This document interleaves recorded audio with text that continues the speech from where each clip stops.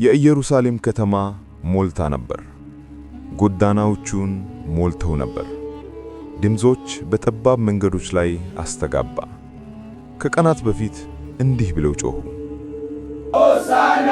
በጌታ ስም የሚመጣ የተባረከ ነው! ሆሳዕና! አሁን ግን ስቀለው! የሆነ ነገር ተለውጧል። በአንድ ወቅት ኢየሱስ ክርስቶስን የተቀበሉት ተመሳሳይ ድምጾች መዞር ጀምረው ነበር። በጥላዎች ውስጥ አንድ ዕቅድ አስቀድሞ በእንቅስቃሴ ላይ ነበር።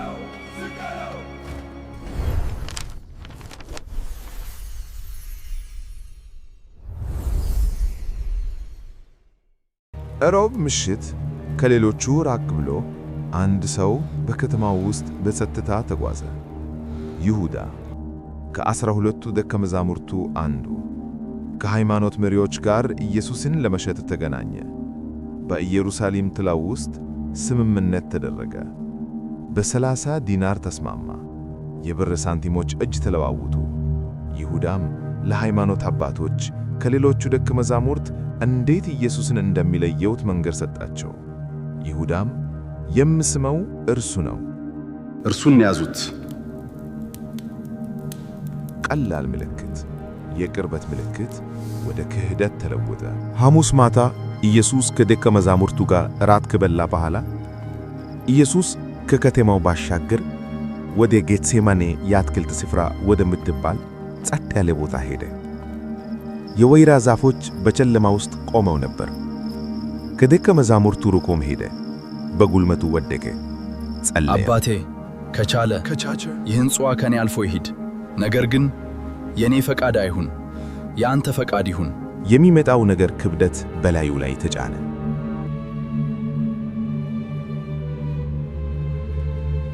ጸጥታው ፈነደ። እርምጃዎች፣ ድምጾች፣ በጌቴሴማኒ የአትክልት ስፍራ ዛፎች መካከል የሚበሩ ችቦዎች፣ ወታደሮች፣ መሪዎች እና ከፊት ለፊት ይሁዳ ቀጥ ብሎ ወደ ኢየሱስ ሄደ። ተረጋጋ። እርገድ ረቢ። ከዚያም መምህር ወደ ውስጥ ዘንበል ብሎ ሳማው። ኢየሱስም ለይሁዳ ይሁዳ፣ በመሳምህ የሰው ልጅን ትከዳለህ። ምልክቱ ተሰጥቷል። ወታደሮች ወደፊት ሄዱ። ወታደሮቹ ኢየሱስን ያዙት። ደቀ መዛሙርቱ ደነገጡ።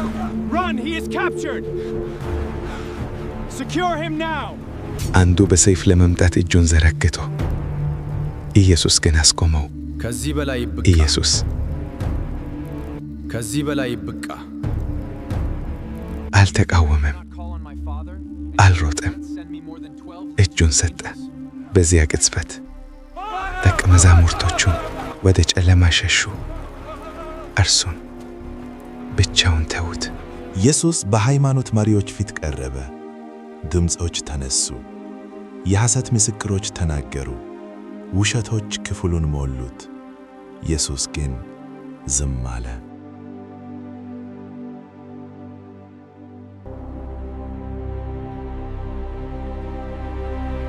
ጎህ ሲቀድ ወደ ሮማዊው ገዢ ወደ ጲላጦስ ወሰዱት። ጲላጦስ ጠየቀው፣ ጥፋቱን ፈለገ፣ ነገር ግን ምንም አላገኘም። ጲላጦስ ግራ ተጋብቶ በእርሱ ላይ ምንም ክስ አላገኘሁበትም። ሕዝቡ ግን ጮኬ፣ ተቆጥቶ። ጲላጦስ አንድ ምርጫ ሰጣቸው። የትኛውን ልፈታላችሁ? ኢየሱስን ወይስ በርባን? ሕዝቡም ጮኩ፣ በርባን! እሱን ግን ስቀለው! ጫጫታው እጅግ ከባድ ነበር፣ የሚቋቋመው ጫና እና በመጨረሻም ጲላጦስ ተሸነፈ። ኢየሱስን አሳልፎ ሰጠው። Soldiers, take him! ኢየሱስ መስቀሉን ተሸክሞ በኢየሩሳሌም ጎዳናዎች ላይ ተሸክመዋል። ደረጃ በደረጃ ተደበደበ። አሁንም ወደፊት እየገሰገሰ ነው። ወደ ጎልጎታ ወደሚባል ኮረብታ አመጡት፣ የራስ ቅል ቦታ። እዚያ በመስቀሉ ላይ ቸነክሩት። የመዶሻ የሚመታ ሚስማር ድምፅ በአየር ላይ አስተጋባ።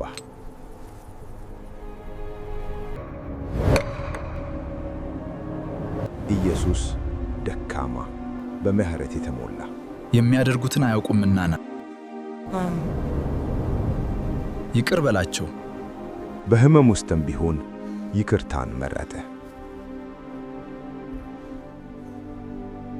ጨለማ ምድርን ሸፍኖታል። ሰማዩ ከባድ ሆነ። ጊዜው ዝም ብሎ የቆመ ይመስላል።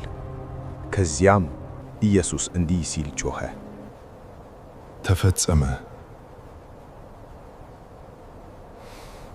በመጨረሻም እስትንፋሱ መንፈሱን ሰጠ።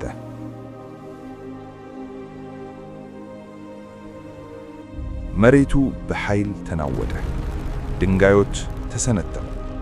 የቤተ መቅደሱ መጋረጃ ለሁለት ተቀደደ፣ ከላይ እስከ ታች። አንድ የሮማውያን ወታደርም በሹክሹክታ እንዲህ አለ፣ በእርግጥ ይህ የእግዚአብሔር ልጅ ነበር አለ። ኢየሱስ በመቃብር ውስጥ ተከበረ። በመግቢያው ላይ ከባድ ድንጋይ ተዘጋ። ጠባቂዎቹ ቆመው ይጠብቁ ነበር። ሁሉም ነገር ያለቀ ይመስላል።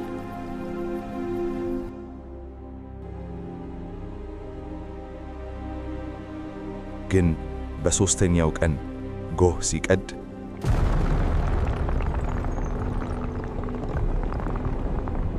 ምድሪቱ እንደገና ተንቀጠቀጠች። ድንጋዩ ተንከባለለ። ሴቶቹ ወደ መቃብሩ መጡ፣ ግን ባዶ ነበር። አንድ መልአክ ታየ፣ ብርሃን ያለው ኃያል መልአክ። አትፍሩ፣ እርሱ እዚህ የለም፣ ተነስቷል። ፍርሃት ወደ መገረም ተለወጠ። ሐዘን ወደ ደስታ ተለወጠ። ሞት ተሸንፏል። ክፍሉ ጸጥታ የሰፈነበት ነበር። በሮቹ ተዘግተው ነበር። ደቀ መዛሙርቱ አብረው ተቀምጠው ነበር፣ ፈርተው እና እርግጠኛ አልነበሩ። ድንገት ኢየሱስ በመካከላቸው ቆመ። ተደናገጡ። ፍርሃት ልባቸውን ሞላው። ነገር ግን በዝግታ ተናገረ። ኢየሱስ ሰላም ለእናንተ። ከዚያም በዝግታ እጆቹን አሳያቸው። ቁስሎቹ እውነተኛ ነበሩ፣ ጠባሳዎቹ የማይካድ። በዚያ ቅጽበት ፍርሃት መደበቅ ጀመረ፣ እምነትም መነሳት ጀመረ። ተስፋ እንደገና ሕያው ሆነ። መስቀሉ መጨረሻ አልነበረም፣ መጀመሪያው ነበር። በዚያ መሥዋዕትነት ምክንያት ይቅርታ አለ። በዚያ ድል ምክንያት ሕይወት አለ። ኢየሱስ በመቃብር ውስጥ የለም፣ ተነስቷል፣ ሕያውም ነው።